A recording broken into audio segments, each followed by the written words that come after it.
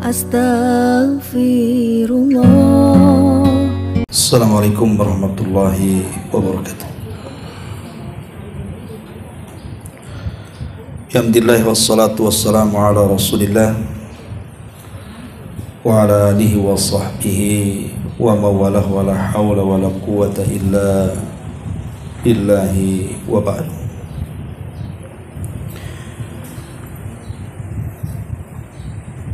Kita lanjutkan kembali kajian kita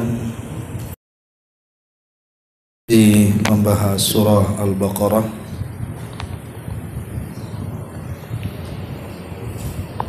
di mana kita masuk pada ayat ke 164 ya, 164.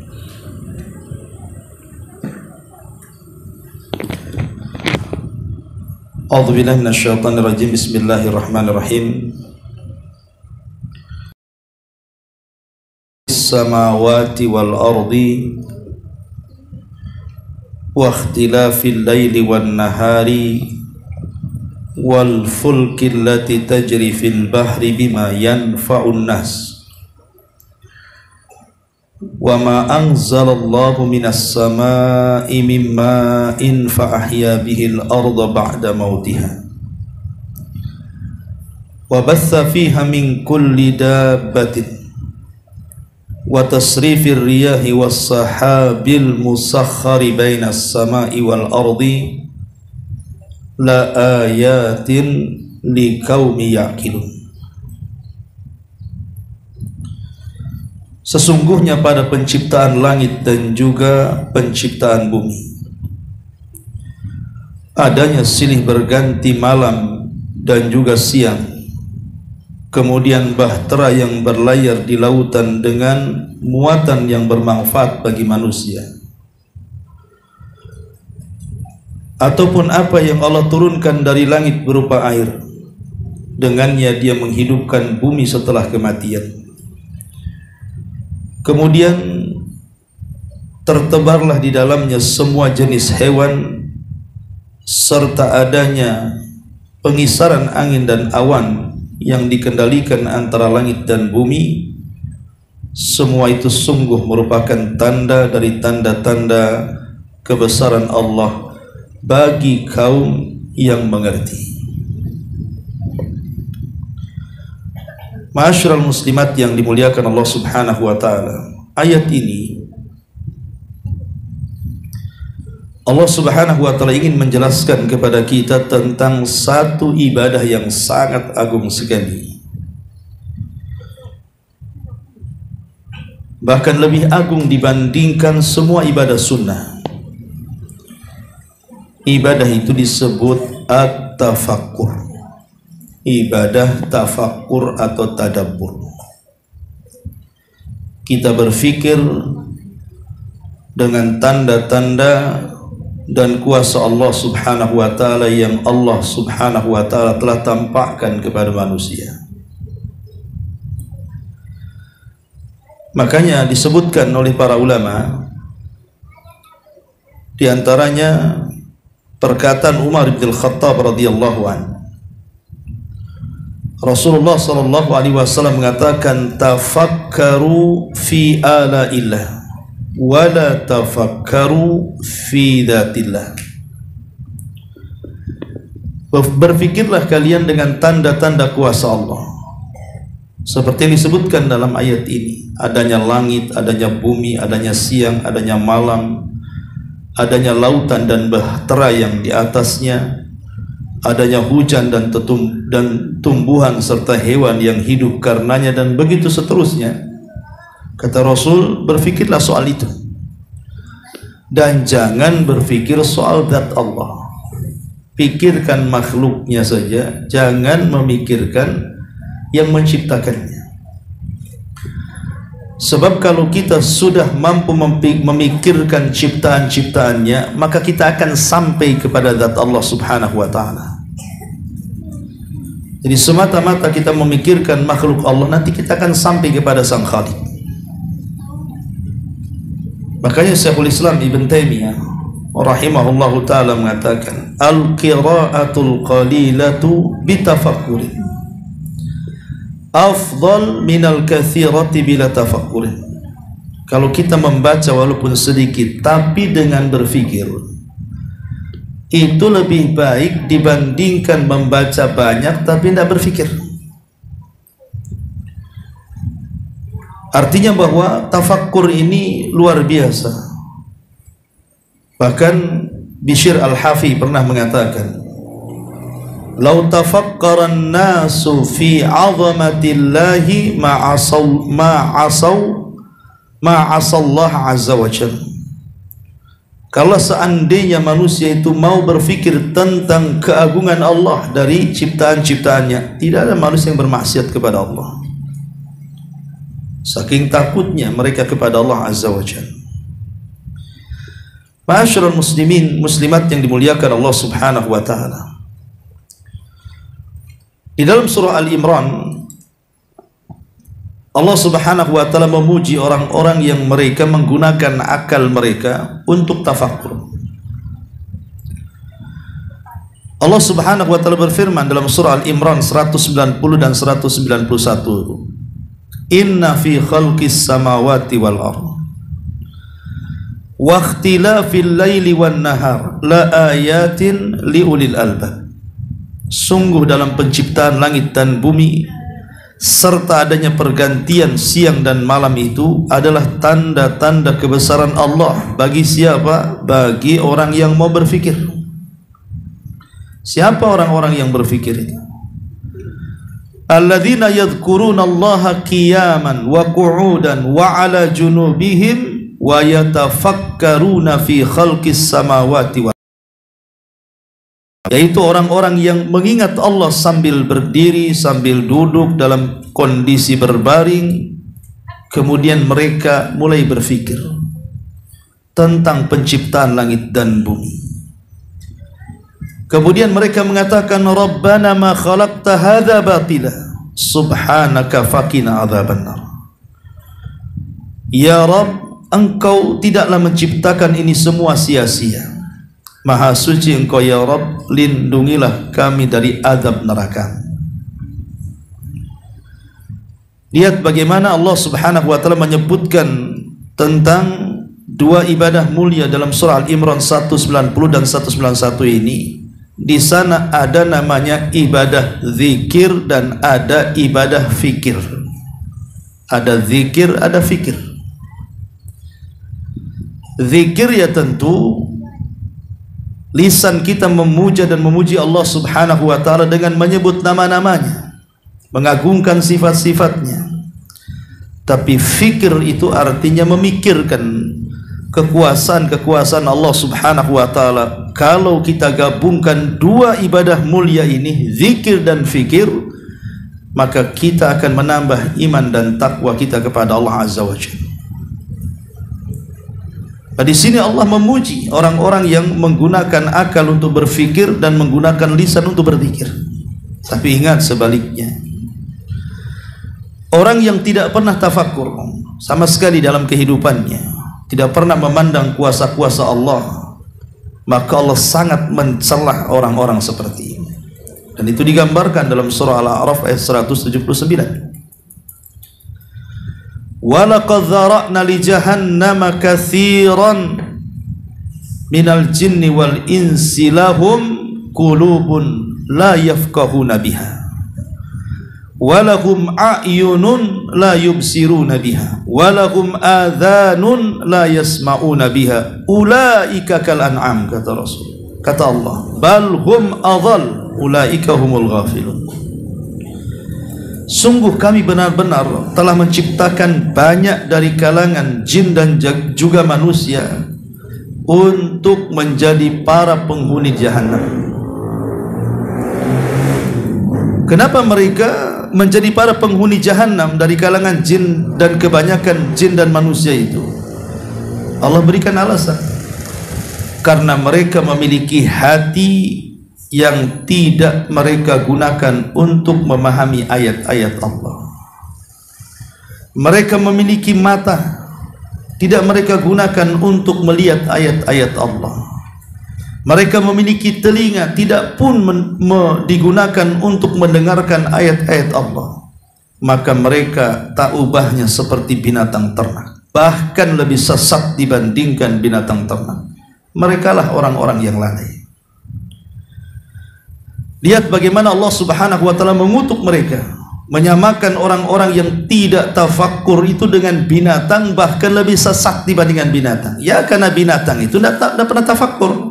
Mana binatang tafakkur? Lihat kambing itu, tidak pernah dia merenung, kecuali sakit. Ya. Baru dia tak mau makan, dia. Tapi bukan berarti sedang tafakkur, dia sedang sakit. Jadi yang tidak tafakkur itulah binatang ternak. Unta, sapi, kambing, mereka tidak pernah tafakkur. Lalu apa bedanya kita dengan mereka kalaupun kita tidak tafakkur? Bahkan kadang-kadang lebih sesat lagi dibandingkan mereka. Kenapa lebih sesat? Karena binatang-binatang itu wajar mereka tidak tafakkur, karena Allah tidak memberikan alat untuk mereka untuk tafakkur. Lah kita diberikan alat oleh Allah. Sebagaimana Allah mengatakan dalam surah An-Nahl ayat 78. Wallahu akhrajakum min butuni ummahatikum la ta'lamuna syai'a wa ja'ala lakumus sam'a wal absara wal af'idata la'allakum tashkurun. Dan Allah telah mengeluarkan kalian dari perut ibu kalian dalam keadaan tidak mengetahui apapun. Artinya orang yang brojol, bayi yang keluar dari perut ibu itu kan tidak mengenal siapapun, mengetahui apapun. Mendengar pun belum. Ya, mendengar mungkin bisa lah, tapi melihat tidak bisa. Bergerak pun masih lemah. Otak pun belum bisa berpikir. Makanya Allah mengatakan, dan Allah mengeluarkan kalian dari perut ibu kalian itu dalam kondisi tidak tahu. Baru setelah itu Allah berikan pendengaran, penglihatan. Kenapa Allah dahulukan pendengaran baru penglihatan? Karena bayi dalam perut itu sudah mendengar, tapi belum melihat. Makanya hati-hati kalau ngomong orang yang sedang hamil itu dengar tuh bayi itu. Makanya para ulama mengatakan kalau orang sedang hamil dan bayi itu sudah ditiupkan roh, kemudian ibunya rajin membaca Al-Quran, maka anak itu ketika dia keluar dari perut ibunya, maka dia sudah memiliki hafalan Quran. Jadi tinggal dimurojaahkan saja nantinya kalau dia sudah besar. Tapi kalau yang diperdengarkan musik dangdut, ya keluar sudah joget dia. Ya. Karena itu yang didengarkan. Gitu. Makanya Allah mendahulukan dengar baru melihat di sini. Karena bayi itu sudah mendengar, tapi melihat tidak. Ya. Kemudian Allah mengatakan, wa ja'ala lakumus sam'a, Allah jadikan bagi kalian adanya pendengaran, wal absar, adanya penglihatan, wal af'idata, adanya hati untuk berfikir. La'allakum tashkurun, tidakkah kalian bersyukur? Artinya dari surah An-Nahl 78 ini Allah Subhanahu wa taala mengingatkan kepada kita, inilah perbedaan kita dengan binatang. Binatang tidak diberikan alat-alat ini untuk berfikir, tapi manusia diberikan alat-alatnya untuk berfikir. Lah kalau seandainya alat-alat ini tidak digunakan untuk berfikir ataupun tafakkur, maka lebih kejam dibandingkan binatang. Ma'asyiral muslimat yang dimuliakan Allah Azza wa Jalla, ada sebuah kisah yang menarik. Atha, dia bercerita. Hadis ini perawinya Aisyah Ummul Mukminin radhiyallahu anha, dan hadis ini disahihkan oleh para ulama ala syarti Muslim. Jadi Atha mengatakan, dakhaltu ana wa Ubaid ibn Umair ala Aisyah Ummul Mukminin radhiyallahu anha. Jadi kata Atha, satu hari aku masuk bersama Ubaid ibn Umair ke rumah Aisyah Ummul Mukminin radhiyallahu anha. Faqalat li Ubaid ibn Umair, qad ana laka an tazurana. Kemudian Aisyah mengatakan, kenapa kau baru sekarang menziarahi kami wahai Ubaid? Maka kata beliau, ya ummah, kama qala al-awwal, zur ghibban tazdad hubban. Bukankah Rasul sudah mengatakan jarang-jaranglah berkunjung supaya tumbuh kecintaan. Jadi kalau sering berkunjung, lama-lama hilang cintanya, hilang rindunya. Hari-hari ketemu itu juga mukanya. Tapi kalau jarang-jarang kan akan tumbuh kecintaan. Faqalat, maka Aisyah radhiyallahu anha mengatakan, da'una min ratanatikum hadhihi. Faqala Ibnu Umar, akhbirina bi'ajabi syai'in ra'aitihi min Rasulillah sallallahu alaihi wasallam. Fasakatat. Thumma qala, lamma kana lailatun minal layali. Kemudian orang-orang ini pun berbincang sesaat, sampai kemudian Ubaid bin Umar berkata kepada Aisyah, wahai Ummul Mukminin, ceritakan kepada kami tentang sesuatu yang paling menakjubkan yang kau lihat dari Nabi sallallahu alaihi wasallam. Maka Aisyah terdiam. Kemudian dia baru bercerita. Kata Aisyah, ada satu malam dari sekian malam-malam yang telah lewat, Nabi SAW berada di giliranku, dan malam itu Rasul tidak bisa tidur. Kemudian tiba-tiba dia mengatakan kepadaku, ya Aisyah, dharini ata'abbad al-lailata li Rabbi. Wahai Aisyah, izinkan malam ini aku tidak bersamamu, walaupun ini giliran, karena aku ingin fokuskan malam ini untuk beribadah kepada Rabbku. Maka Aisyah mengatakan, wallahi inni la uhibbu qurbak wa uhibbu ma yasurruk. Ya Rasul, kayaknya tidak bisa, karena aku sangat ingin dekat dengan kamu dan sangat rindu dengan kamu. Tetapi bagaimanapun aku sangat cinta dengan apa yang kau sukai. Kalau ingin beribadah, ya silakan beribadah. Faqama Rasulullah sallallahu alaihi wasallam fatatahhar. Kemudian Rasul berdiri, kemudian mengambil wudu.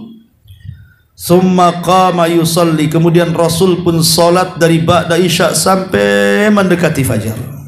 Bayangkan berdiri sekian lama, ba'da isya sampai waktu fajar, berapa jam berdiri itu? Tapi Rasul diberikan kekuatan untuk ibadah. Falam yazal yabki hatta balla hijrahu. Dan Rasul senantiasa terus menangis dan menangis sampai akhirnya tembok bekas sujudnya itu dipenuhi dengan air mata Nabi. Qalat, kemudian Aisyah mengatakan, thumma baka falam yazal yabki hatta balla lihiyatahu. Dan aku melihat Rasul terus menangis dan menangis sampai tangisannya atau air matanya membasahi janggutnya. Ma'asyiral muslimat yang dimuliakan Allah Subhanahu wa taala, ketika datang waktu subuh, kemudian Bilal pun yu'adzinuhu bisalatin. Bilal pun kemudian mulai mengumandangkan azan salat subuh.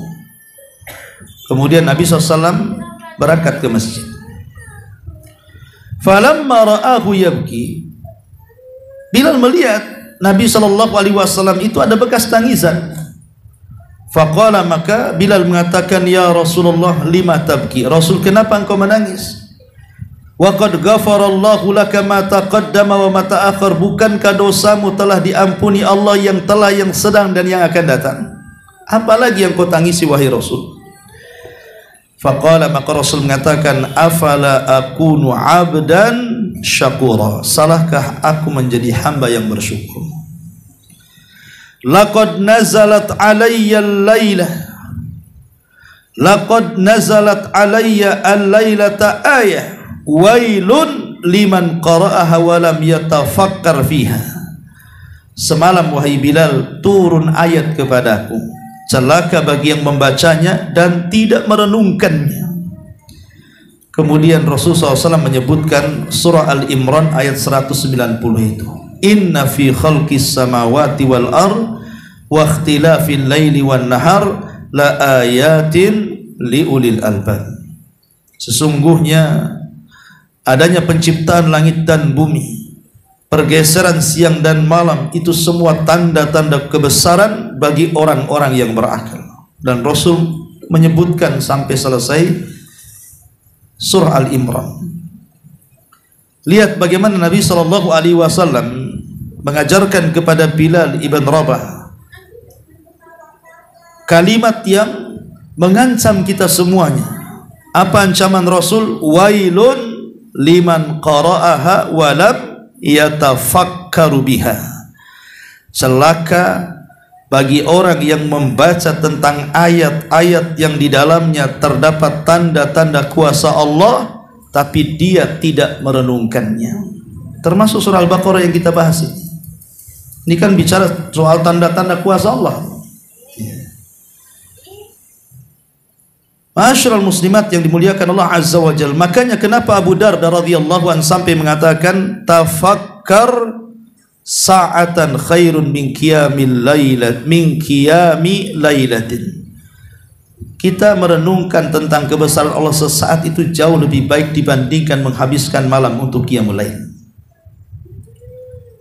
Bayangkan berdiri sesaat, kemudian memandang langit, memandang bumi, memandang gunung, memandang semua tanda-tanda kebesaran Allah, itu lebih baik walaupun sesaat dibandingkan menghabiskan semua malam dengan qiyamul lail. Ma'asyiral muslimat yang dimuliakan Allah Subhanahu wa taala. Dari sini kita tahu bahwa pentingnya ibadah tafakur ini. Karena ibadah tafakur ini ibadah yang mudah sekali. Lain dengan sholat. Sholat itu harus menunggu waktunya. Nanti sudah waktunya, ada syarat-syaratnya. Bajunya harus bersih dari hadas kecil dan hadas besar. Kemudian juga harus bertenaga karena harus berdiri, ruku, sujud dan begitu seterusnya. Kemudian ibadah puasa juga sama, harus sahur, berlapar-lapar dari terbit fajar sampai maghrib. Apalagi haji, perlu biaya, kemudian juga perlu tenaga. Karena rukun Islam itu kan ada yang sifatnya ibadah badan, ada yang sifatnya ibadah harta, ada yang menggabungkan badan dan harta. Ibadah badan ya puasa, sholat. Ibadah harta, zakat. Ibadah gabungan, haji. Artinya kan perlu biaya, walaupun tidak uang ya tenaga gitu ya. Tapi tafakur kan tidak perlu biaya, nengok saja, kemudian dipikirkan, kok hebat gitu ya. Masalahnya begini Bu, terkadang kalau kita lihat dalam kehidupan kita ini, ibu umpamanya safar ke Singapura atau safar ke Australia atau ke luar negeri lah yang maju-maju. Terkadang kita takjub kalau ada bangunan yang aneh bentuknya, bangunan-bangunan pencakar langit itu kita takjub, kok bisa orang ini buat.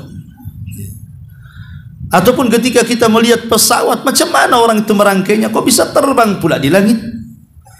Ataupun mungkin melihat kapal laut yang besar, pesiar itu kan, yang tidak bergeming dengan ombak dan gelombang itu, kok bisa gitu.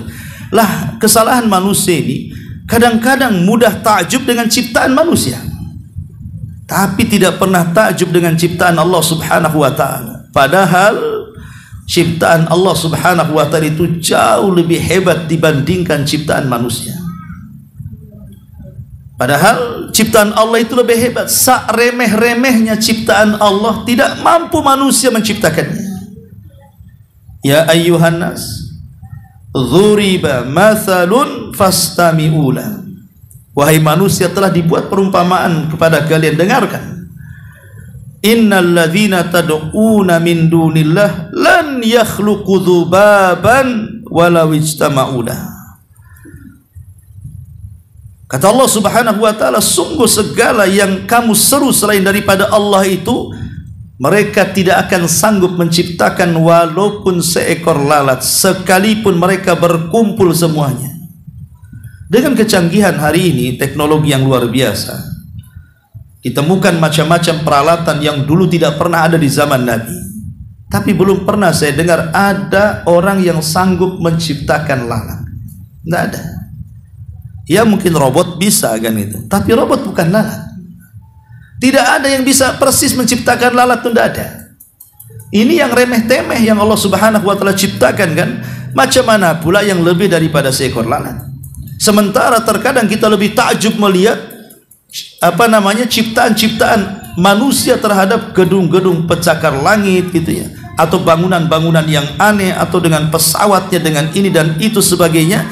Padahal di depan kita loh, kalau kita ngaca sendiri, itu pada diri kita itu lebih ajaib lagi dibandingkan ciptaan manusia. Wa fi anfusikum afala tubsirun. Dalam diri kalian itu ada tanda-tanda kebesaran Allah. Kenapa kalian tidak melihatnya? Nah, ini bahan renungan bagi kita juga ya. Kalau seekor lalat saja mereka tidak sanggup, macam mana pula di luar daripada lalat. Ma'asyiral muslimat yang dimuliakan Allah Subhanahu wa taala. Di sini Allah Subhanahu wa taala mengatakan, "Inna fi khalqis samawati wal ardh." Sesungguhnya pada penciptaan langit dan bumi. Tentu langit dan bumi bukan makhluk yang pertama kali diciptakan oleh Allah. Tapi di sana ada makhluk selain daripada langit dan bumi yang sudah Allah ciptakan di awal-awal. Pertama, ya kita mengambil pendapat yang kuat saja. Pertama arsy. Pertama arsy. Sebagaimana hadis Imran ibn Husain radhiyallahu anhuma. Ketika dia duduk di samping Rasul, tiba-tiba ada satu kaum dari Bani Tamim.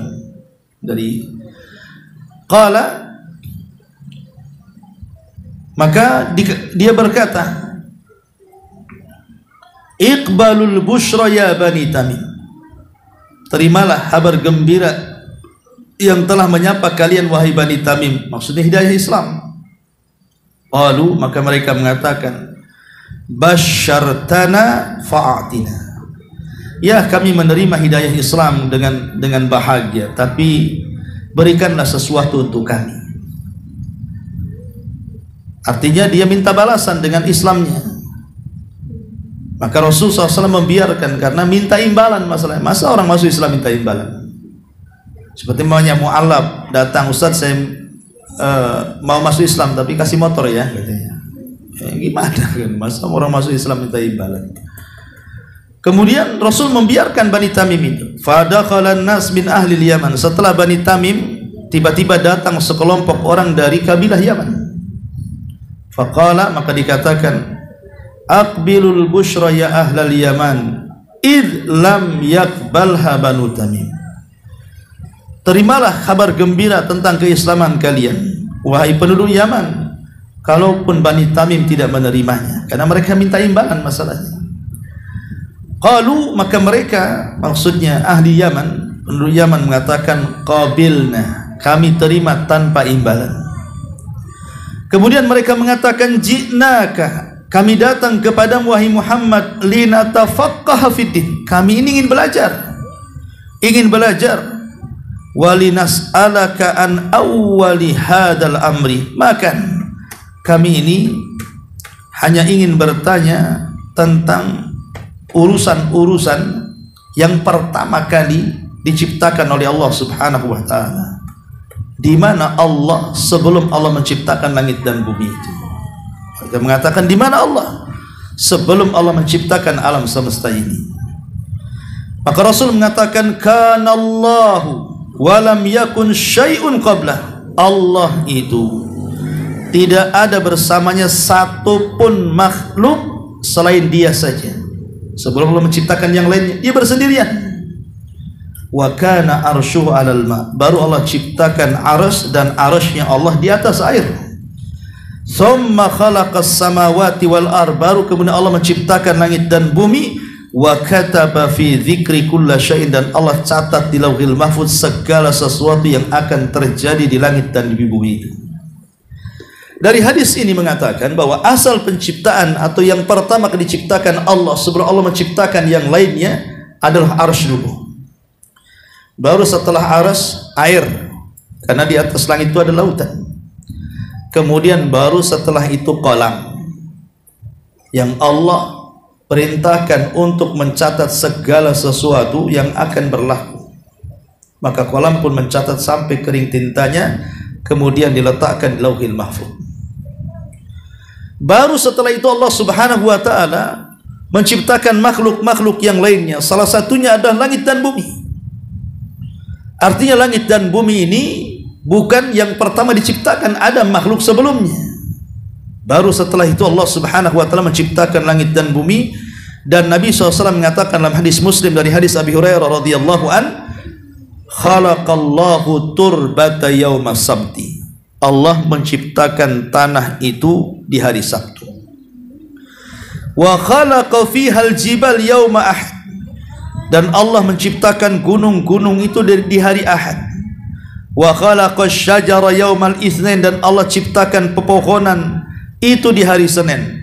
Wa khalaqal makruh yaumas tsulatsa. Dan Allah ciptakan sesuatu yang akan dibenci manusia itu hari Selasa.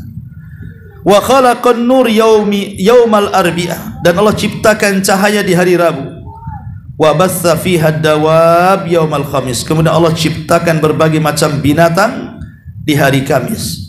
Wa khalaqa Adam ba'dal asri min yaumil jum'ah fi akhiril khalqi fi akhiri sa'atin min sa'atil jum'ati fi ma bainal asri ila laili.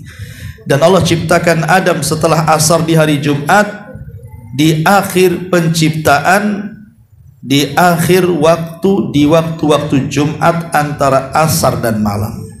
Jadi sebelum maghrib Adam sudah tercipta. Ya. Dari sini kita tahu bahwa Allah Subhanahu wa taala menciptakan, pencipta ini kan ada dua macam. Ada makhluk Allah Subhanahu wa taala yang Allah ciptakan dengan kun fayakun. Tapi ada juga Allah menciptakan makhluk itu dari makhluk yang lain yang sudah Allah ciptakan dengan kun fayakun. Jadi makhluk Allah itu ada dua. Ada yang diciptakan dengan kun fayakun, jadi kau maka jadi. Tapi ada juga makhluk yang diciptakan dari makhluk yang lainnya, di mana makhluk yang lain tercipta dengan kun fayakun. Contoh umpamanya, Allah menciptakan air dengan kun fayakun. Allah menciptakan api dengan kun fayakun. Allah menciptakan tanah dengan kun fayakun. Allah menciptakan cahaya dengan kun fayakun. Tetapi ada makhluk lain yang diciptakan dari makhluk yang diciptakan dengan kun fayakun. Seperti Adam diciptakan dari tanah bercampur dengan air. Adam tidak diciptakan dengan kun fayakun, tapi diciptakan dari bahan baku yang sudah diciptakan sebelumnya, tanah dan air. Jin diciptakan dari api. Jin tidak diciptakan dengan kun fayakun, karena jin diciptakan dari bahan bakar, dari bahan baku dari api. Ya, begitu juga malaikat, begitu juga binatang. Jadi inilah kuasa Allah Subhanahu wa taala. Ada yang disebut dengan masdar penciptaan, artinya pokok penciptaan. Dari pokok penciptaan inilah kemudian Allah ciptakan cabang-cabangnya. Seperti contohnya, ada yang diciptakan dengan kun fayakun, ada yang diciptakan dengan tidak kun fayakun, tapi dari makhluk yang diciptakan kun fayakun tadi. Yang lebih ajaib lagi adalah ketika Allah Subhanahu wa taala menciptakan Adam itu dari makhluk yang berupa tanah yang bercampur dengan air itu. Pertanyaan pun muncul, apakah dalam tanah itu ada daging? Apakah dalam tanah itu ada darah? Ataukah dalam tanah itu ada tulang? Ataukah dalam tanah itu ada kulit? Kenapa setelah kemudian tanah itu dibentuk patung Adam muncul pula persendian, muncul pula tulang, muncul pula darah, muncul pula daging, muncul pula kulit, rambut dan yang semacamnya? Kok berbeda dengan bahan bakunya? Itulah keajaiban ciptaan Allah sebenarnya di sini. Kalau kita memahami bagaimana ciptaan kita ini, ya, seperti kenapa dari sperma kemudian terbentuk seperti kita, ini kan semua renungan sebenarnya. Kalau orang mau merenungkan kekuasaan Allah Subhanahu wa taala. Ma'asyiral muslimat yang dimuliakan Allah Azza wa Jalla, maka Allah kemudian mengajak berfikir tentang langit dan bumi. Langit yang begitu luasnya, begitu juga bumi yang begitu besarnya, itu semua harus jadi bahan renungan. Wa ikhtilafil laili wan nahar. begitu juga adanya pergantian siang dan malam. Sampai-sampai Allah Subhanahu wa taala berfirman dalam surah Al-Qasas ayat 71-72 tuh. Qul afara'aitum in ja'alallahu lakumul laila sarmadan ila yaumil qiyamati man ilahun ghairullah ya'tikum bidiya'in afala tasma'un. Qul ara'aitum in ja'alallahu 'alaikumul laila in ja'alallahu 'alaikumun nahara sarmadan ila yaumil qiyamati man ilahun ghairullah ya'tikum bilailin taskununa fi afala tabsirun. Afala tubsirun.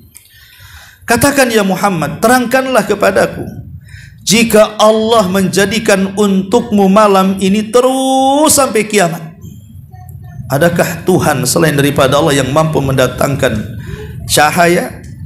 Kenapa mereka tidak mendengar? Ataukah sebaliknya, jika Allah jadikan untukmu ini siang terus, tidak ada malam sampai kiamat, lalu siapa Tuhan selain Allah yang mampu mendatangkan kegelapan? Tidakkah mereka melihat tentang kuasa-kuasa Allah di sini? Lihat bagaimana ketika Allah mempergantikan siang dan malam. Coba berpikir Bu, kalau di siang hari, gimana kalau siang itu terus-terusan tidak ada malam? Sekarang kita ini siang, gimana ya kalau tidak ada malam sampai kiamat? Gimana orang mau istirahat? Susah kan gitu. Kemudian ketika di malam hari kita berpikir, gimana kalau tidak ada siang ya? Terus sampai kiamat. PLN mana yang bisa menerangi bumi coba? Apa enggak ngamuk-ngamuk setiap bulan bayar listrik tuh? Kalau malam terus kan? Lah dengan adanya siang itu mengurangi listrik jadinya. Lah ini kan kuasa-kuasa Allah, adanya pergantian siang dan malam itu. Nah ini harus berpikir jernih bagi kita. Waqtilafil laili wan nahar wal fulki allati tajri fil bahri bima yanfa'un nas. Belum lagi kemudian bahtera yang berlayar di lautan dengan muatan yang bermanfaat bagi manusia. Kalau bukan karena Allah, kemudian adanya perahu yang dulu mungkin belum ada pesawat, mungkin tidak akan jalan perekonomian manusia itu. Karena tidak semua negeri itu sama kondisi tanahnya. Ada yang subur, ada yang tidak. Contoh Batam. Kalau Batam ini tanahnya seperti Jawa, mungkin sudah jadi sorga karena hujan terus Batam ini. Cuman kan tanah di Batam beda pula dengan di Jawa. Di Jawa ini subur, ya, tapi di Batam ini tidak subur, walaupun dihujani tetap aja tanah boksit kayak gini kan begitu. Coba kalau tanahnya seperti di Jawa, sudah jadi pusatnya sorga Batam ini. Tapi Allah buat ya memang di sini hujan terus, nggak ada istilahnya kekeringan. Tapi juga Allah kurangi nikmat yang lainnya. Sementara di daerah lain tanahnya bagus, sekali tak ada hujan pula, gersang akhirnya. Lah disitulah akhirnya satu daerah dengan daerah yang lain itu saling membutuhkan. Maka terciptalah kapal-kapal yang mengangkat barang-barang dari ujung dunia ke ujung dunia, sampai akhirnya di Indonesia saja ibu bisa punya handphone loh. Siapa yang produksi handphone? Bukan di sini. Diantarnya pakai apa kan begitu? Maka dengan adanya kendaraan yang bisa mengantarkan sana sini yang bermanfaat bagi kita, itu sebenarnya ini kuasa Allah Azza wa Jalla. Bisa saja Allah tenggelamkan kapal-kapal itu di lautan, atau Allah jatuhkan itu pesawat di laut, di langit itu. Tapi Allah tidak lakukan, supaya manusia berpikir di situ. Kemudian Allah mengatakan, wa ma anzalallahu minas sama'i mim ma'in, dan Allah turunkan dari langit ini berupa hujan. Fa ahya bihil arda ba'da mautiha, maka Allah hidupkan bumi setelah kematiannya. Allah Subhanahu wa taala mengatakan di dalam surah Al-Waqiah ayat 69 sampai 70. Allah mengatakan, afara'aitumul ma'a alladhi tashrabun a antum anzaltumuhu minal muzni am nahnul munzilun law nasha ja'alnahu ujajan falawla tashkurun. Maka bagaimana pendapat kalian soal air yang kau minum itu? Apakah yang menurunkannya kalian atau kami yang menurunkannya? Kalau kami berkehendak, apa kalian tidak bersyukur? Soal hujan di sini, siapa yang menurunkan hujan? Allah yang menurunkan hujan. Makanya Allah mengatakan, engkau yang menurunkan hujan, bukan aku. Kalau Allah mau buat asin sama dengan air lautan, kalian tidak mungkin bisa memanfaatkannya. Atau air hujan itu kemudian sampai di bumi, kemudian Allah amblaskan sampai ke 7 lapis. Mungkin kalau orang gali sumur ada air tuh. Tapi kenapa Allah tahan di lapisan-lapisan yang pendek dengan manusia? Kadang-kadang digali 1 meter ada air, 2 meter ada air, 3 meter, paling banyak mungkin 20 meter ada air. Karena Allah yang menyimpannya. Lah untuk siapa Allah menyimpan itu?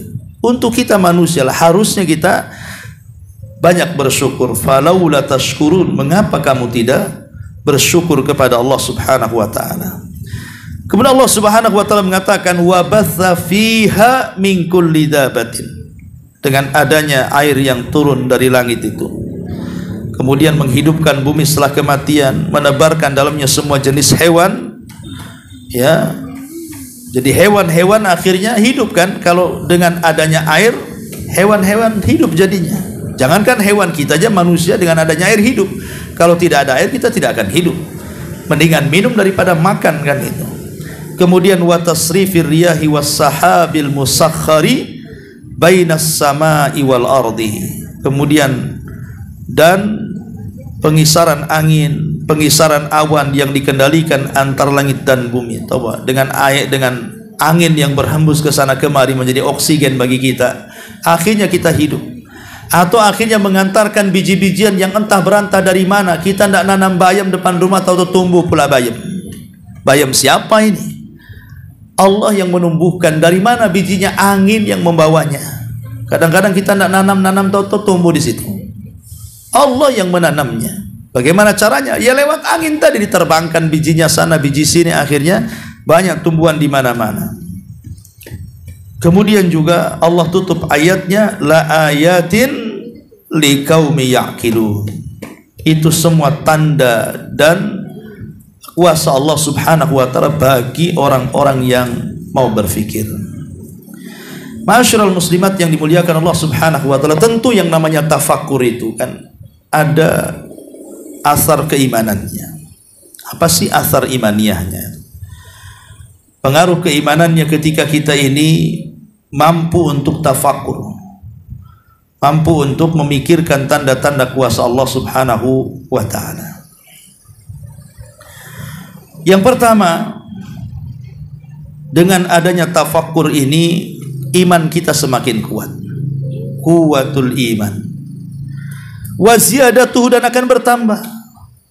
Bisi'ati ilmillahi, dengan luasnya pengetahuan Allah Subhanahu wa taala dengan makhluknya. Jadi dengan memikirkan ciptaan-ciptaan Allah itu makin tinggi imannya dan bertambah. Makin yakin lagi tentang adanya Allah. Kemudian yang kedua, al-ilmu bisi'ati qudratillahi wa diqqati itqanihi lil makhluqat.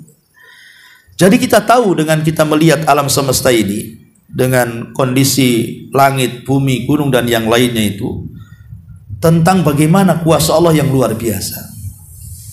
Bagaimana Allah Subhanahu wa taala sanggup dengan mungkin menciptakan makhluk-makhluknya tanpa ada cacat. Coba lihat, langit itu kan bangunan langit itu, tapi kan tidak ada tiangnya. Kalau kita ngedak lantai 2 nggak ada tiangnya, apa nggak roboh? Itu logikanya. Tapi Allah bisa ciptakan seperti itu dengan mungkinnya dan tidak retak sama sekali kecuali kelak hari kiamat. Kemudian yang ketiga, ma'rifatu si'ati rahmatillah wa ihsani ila khalqihi. Di sini ada pengetahuan tentang rahmatnya, luasnya rahmat Allah, baiknya Allah kepada kita. Bagaimana Allah tidak baik sebelum kita diciptakan loh. Allah sudah siapkan tempatnya. Maksudnya bumi Allah ciptakan. Setelah Allah Subhanahu wa taala siapkan bumi, Allah sediakan fasilitasnya. Allah ciptakan gunungnya, pantainya, lautnya, kemudian tanah datar untuk penghuniannya dan begitu seterusnya. Kemudian setelah itu Allah kasih pula rizkinya. Allah siapkan rizkinya dan rizkinya tidak terputus. Ya, buah-buahan itu terus mengalami pengembangan. Kemudian juga setelah Allah Subhanahu wa taala persiapkan fasilitasnya, Allah ciptakan kita, kemudian kita disuruh untuk menempati yang sudah siap fasilitasnya. Habis itu Allah kasih pengetahuan, irsyad kepada kita. Ini yang manfaat untuk kamu, ini yang tidak. Ini yang boleh dimakan, ini yang tidak. Ini yang baik, ini yang tidak. Kemudian Allah berikan kebahagiaan dengan itu. Tidak cukupkah Allah Subhanahu wa taala memberikan rahmat dan kebaikan kepada makhluk, kemudian kita tidak bersyukur malah kufur? Nah, ini harus direnungkan. Kemudian yang keempat juga, ma'rifatu iftiqaril khalqi. Pengetahuan bagaimana berhajatnya makhluk ini kepada Allah Subhanahu wa taala, karena kita ini bukan khaliq. Kita ini makhluk yang diciptakan. Kita berhajat kepada rizki Allah, kepada nikmat Allah Subhanahu wa taala. Kemudian yang nomor 5, idhamu haqqillahi azza wa jalla. Besarnya tuntutan bagaimana Allah Subhanahu wa taala memberikan hak-haknya kepada manusia. Kemudian yang keenam, ma'rifatu anna tafakkur min sifati ulil albab. Bahwa ibadah tafakkur ini termasuk sifatnya orang-orang yang memiliki akal sehat, dan yang paling agungnya ibadah-ibadah yang mengantarkan kepada khusyuk dan munajat kepada Allah Subhanahu wa taala. Kemudian yang terakhir, ma'rifatu anna tafakkur bihaddi dzatihi ibadah bal min ajallil ibadah. Bahkan tafakur juga semata-mata terfikir itu sudah dapat pahala, karena dia adalah ibadah, bahkan paling mulianya ibadah. Lalu jenis-jenis yang harus kita ditafakuri itu apa? Pertama, tentu ayat-ayat kauni. Ayat-ayat kauni itu maksudnya tanda-tanda kebesaran Allah berupa alam semesta. Ya, kalau kita yang tampak di depan kita ya mungkin gunung-gunung, lautan-lautan, sungai-sungai, pohon-pohon, dan begitu seterusnya. Itu yang ditafakuri. Kemudian yang kedua ya ayat syar'i. Ayat syar'i seperti kita sekarang ini ngaji Quran, ini namanya ayat syar'i, atau hadis-hadis Nabi SAW yang luar biasa, yang merupakan mukjizat dari Allah Azza wa Jalla kepada kita yang tidak lekang dengan zaman. Kemudian yang ketiga, penciptaan manusia, penciptaan kita sendiri. Bagaimana dulu kita di alam arwah, kemudian berpindah ke alam janin, dari segumpal sperma, segumpal darah, kemudian segumpal daging, jadilah manusia. Kemudian dilahirkan, jadi lemah, kemudian menguat, kemudian kuat sekali, kemudian melemah lagi, kemudian mati. Kemudian juga yang nomor 6, al-kainat al-hayyah. Yang nomor 4, al-kainatil hayyati khalaqaha wa nasha'atha wa ikhtilaf tabaiha. Ataupun makhluk-makhluk yang tidak tampak di mata kita, yang bisa dilihat dengan alat-alat tertentu, mikroskop atau yang lainnya, bakteri-bakteri dan apalah kan itu semua kan kuasa Allah. Tidak ada yang sanggup menciptakan itu. Kemudian yang terakhir, tafakul bihalid dunia, juga berpikir tentang kondisi dunia.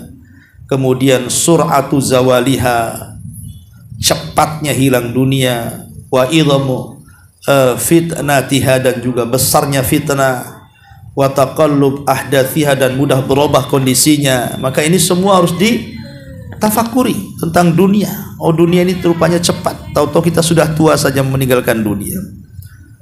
Ya, ini 5 perkara yang dianjurkan supaya kita bertafakur. Ya. Wallahu a'lam bishawab. Ya. Ya, tentu yang paling besar adalah maksud dari tafakur adalah mewariskan seorang hamba dengan berbagai macam ubudiyah. Salah satunya memantapkan lagi tauhid kepada Allah Subhanahu wa taala dan memantapkan iman dan takwa kita kepada Allah Azza wa Jalla. Wallahu a'lam. Baik, sampai di sini. Ya, kita buka tanya jawab, silakan.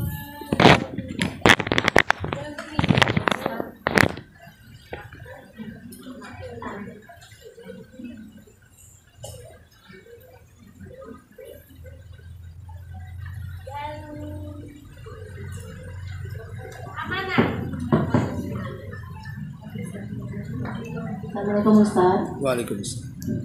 Bolehkah Ana minta ulang tentang ini. Allah menciptakan tanah dari satu dan seterusnya. Hadisnya. Iya. Hadis ini hadis tentang penciptaan yang sudah saya jelaskan itu dikeluarkan Imam Muslim dari hadis Abi Hurairah radhiyallahu an, di mana Rasul mengatakan Allah menciptakan tanah di hari Sabtu, kemudian gunung di hari Ahad, kemudian pohon di hari Senin, kemudian hal-hal yang tidak disukai manusia di hari Selasa, kemudian cahaya Allah ciptakan di hari Rabu, kemudian berbagai macam binatang dan semua jenis binatang di hari Kamis. Baru di hari Jumatnya Allah ciptakan Adam setelah asar sampai mendekati terbenam matahari. Jadi penciptaan Adam dibentuk itu dari asar sampai maghrib.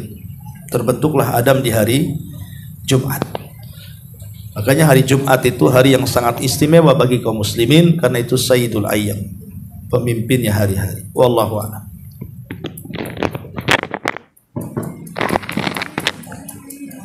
Assalamualaikum warahmatullahi wabarakatuh. Waalaikumsalam. Ustaz, tafakur, kita bertafakur dengan ayat-ayat kauni, yaitu penciptaan alam itu lebih baik daripada kita semalaman sholat qiyamul lail. Nah, seandainya dalam satu malam orang tersebut hanya merenungi kekuasaan Allah, apakah itu ibadahnya mengalahkan dengan dia sholat semalam suntuk dengan qiyamul lail atau membaca Al-Quran? Kadang dia hanya tafakur itu mungkin tidak terlalu serius gitu, tapi apakah amal itu bisa mengalahkan amal yang tadi? Ya, alhamdulillah. Ini tentu kalimat itu kalau perbandingan orang yang tafakur dengan orang yang sholat sunnah, tentu tafakur lebih afdal. Tapi kalau bisa menjama di dalam sholat itu kita tafakur, ya tentu kita bisa menjama dua ibadah yang mulia. Dan itu dijelaskan oleh Ibnu Abbas radhiyallahu anhuma, rak'atani muqtasidatani fi tafakkurin khairun min qiyamil lailatin bila qalbin. Kata Ibnu Abbas, 2 rakaat dengan sangat sederhana, tapi dalam 2 rakaat itu penuh dengan tafakkur, itu lebih baik dibandingkan semalam suntuk qiyamul lail tapi tidak dengan hati. Artinya kalau kita bisa menggabungkan, ya lebih baik kan gitu ya. Tapi kalau tidak bisa menggabungkan, ya sudah satu-satu. Ambillah pamannya karena mungkin sakit tidak bisa sholat malam, ya, atau juga dalam kondisi tertentu yang tidak memungkinkan kita sholat malam, ya ada gantinya lebih afdal, ya tafakur tadi, memikirkan ayat-ayat dan tanda-tanda kuasa Allah Azza wa Jalla. Ya, termasuk juga kalau kita melihat ada seorang syekh bercerita, itu ada kucing yang buta, ya, itu selalu mencari kucing ini buta sebenarnya. Kemudian dia mencari makanan. Jadi syekh ini suatu ketika dia ngasih daging sama dia, tapi dengan instingnya subhanallah, kucing ini nggak nabrak. Padahal dia buta tuh. Lain dengan manusia itu kan pakai tongkat, kadang-kadang diraba-raba dulu baru melangkahkan, wajar dia. Tapi kucing macam mana pakai tongkat? Apa nggak lucu kalau pakai tongkat tuh? Tapi bagaimana Allah Subhanahu wa taala bisa loh membuat kucing buta dua-duanya? Dia bisa cari makan, pulang ngasih makan anak-anaknya. Cemana dia cara jalannya itu? Itu kan kuasa Allah, itu Allah yang memberi dia jalan. Lah ini luar biasa, ini contoh saja ya. Ini kan yang kecil-kecil saja. Luar biasa gitu. Apalagi yang lainnya. Wallahu a'lam. Assalamualaikum Ustaz. Waalaikumsalam. Ana ingin tanya, nah kalau misalnya seperti yang Ustaz katakan barusan ini, kira-kira ada nggak ucapan bagi kita karena melihat katakanlah seperti kucing yang tidak bisa apa-apa gitu ya, bisa memberi makan anaknya gitu ya Ustaz ya, ada nggak kata-kata apanya? Ya kita harus Masya Allah, ya, la haula wala quwata illa billah. Ya kita memuji Allah kan. Kalau kita melihat sesuatu yang menakjubkan bagi kita, kita katakan Allahu Akbar, ya kan. Jadi besarkan Allah di situ. La haula wala quwata illa billah. Ya pokoknya berzikir adalah lisan-lisan kita mengucapkan kalimat takjub, saking takjubnya. Ataupun seperti yang dalam surah Al-Imran tadi, Rabbana ma khalaqta hadza batila subhanaka faqina adzabannar. Ya Rabb, apa yang kau ciptakan tuh enggak ada sia-sia semuanya. Ini kan ketika melihat kekuasaan seperti dalam surah Al-Imran tadi, kita membaca Rabbana ma khalaqta hadza batila. Ya Allah, tidak ada penciptaanmu yang sia-sia, semua berguna untuk makhluknya. Jadi ada bacaan-bacaan tertentu yang baik dalam Quran ataupun secara umum kita katakan Allahu Akbar. Yang jelas keluarlah zikir-zikir dan pujian-pujian kepada Allah Azza wa Jalla, karena dahsyatnya itu semua yang tidak mungkin makhluk menciptakannya dan membuatnya kecuali Sang Khalik. Wallahu a'lam. Ustaz mau bertanya? Ya. Assalamualaikum warahmatullahi wabarakatuh. Izin bertanya Ustaz, tadi Ustaz menyampaikan bahwa Allah menciptakan dari pohonan, kemudian gunung dan tanah. Apakah di saat Allah menciptakan Adam itu bersama juga diciptakannya dengan jin? Terima kasih. Iya, alhamdulillah. Ada makhluk yang berakal, ada makhluk yang tidak berakal. Makhluk yang tidak berakal ya pohon, batu, laut, gunung, itu makhluk tidak berakal. Tapi tidak ada makhluk yang berakal, dan itu cuma 3. Pertama malaikat, yang kedua jin, yang ketiga manusia. Dan tartib penciptaannya sebagaimana tartib hadis Nabi. Khuliqatil malaikatu min nur wa khuliqatil jan mimma rijimin nar wa khuliqalakum wa khuliqa adam mimma wusifa lakum.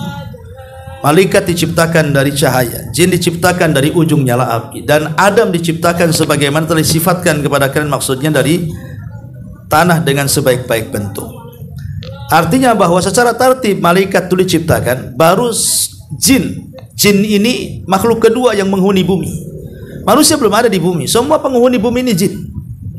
Tapi jin ini perusak masalahnya, suka numain darah, suka berselisih, suka berperang. Makanya kemudian Allah mentartibkan bangsa jin, memenjarakan sebagian jin-jin yang jahat, diutusnya pasukan malaikat untuk memerangi mereka. Baru setelah itu Allah ciptakan manusia, dimulai daripada Adam. Makanya malaikat mengatakan, ya Rabb, apakah engkau akan menciptakan makhluk yang akan menumpahkan darah dan merusak bumi? Malaikat itu mau mengkias, apakah engkau akan menciptakan makhluk sama dengan jin yang sebelumnya merusak? Tapi Allah mengatakan, loh saya lebih tahu, kau tidak tahu. Ya buktinya ketika Allah menciptakan Adam dan keturunannya, lahirlah para nabi, lahirlah orang-orang soleh, syuhada yang lebih mulia dibandingkan para malaikat. Artinya bahwa tartib penciptaan itu ya malaikat dulu, baru jin, kemudian Adam. Jadi bukan bersamaan, tidak satu-satu. Ya, wallahu a'lam. Satu lagi Ustaz. Ya. Ketika kita pergi melihat di alam, misalnya kita ke pegunungan, ke pantai atau ke hutan, kita melihat keindahan-keindahan alam dan kita kagum dengan keindahan-keindahan tersebut, tapi kita lupa mengucapkan Masya Allah. Apakah kita tetap mendapatkan pahala? Ya tetap dapat pahala lah. Kalau kagumnya maksudnya itu menisbatkan ciptanya kepada Allah, ya dapat pahala. Tidak, karena mengucapkan dalam lisan itu kan bagian daripada zikir. Tapi kalau merenungkan itu bagian daripada fikir. Fikir dengan zikir kan beda. Jadi berfikir betapa indahnya, betapa luar biasanya, baru setelah itu timbul zikir. Dari fikir itu timbul zikir. Jadi kalau dia bisa mengucapkan zikir, berarti menggabungkan 2 ibadah mulia, ibadah fikir, tafakur, dan ibadah zikir. Tapi kalau tidak berzikir ya dapat ibadah satu aja, tafakur saja. Ya, itu maksudnya. Wallahu a'lam. Ustaz, sudah selesai berikan kursi. Oh iya, ini ada 3 hadiah. Baik. Pertanyaan yang pertama soal satu ibadah yang luar biasa yang disebut dengan ibadah tafakur. pertanyaannya, Nabi Shallallahu Alaihi Wasallam ketika mengatakan telah turun kepadaku satu ayat, celaka bagi yang tidak memikirkan setelah membacanya. Itu ayat yang turun itu surat apa? Dan ayat berapa? Al-Quran, Ustaz. Ayat? Ayat 191. Ahsan, Masya Allah. Barakallahu fiik. Baik. Kemudian pertanyaan yang kedua, saya tadi sebutkan surah An-Nahl 78 tentang alat-alat tafakur dalam badan kita. Sebutkan 3 alat tafakur dalam badan kita yang disebutkan dalam surah An-Nahl 78 tadi. Itu yang paling belakang tuh. Yang nyandar tuh, yang nyandar tuh. Iya.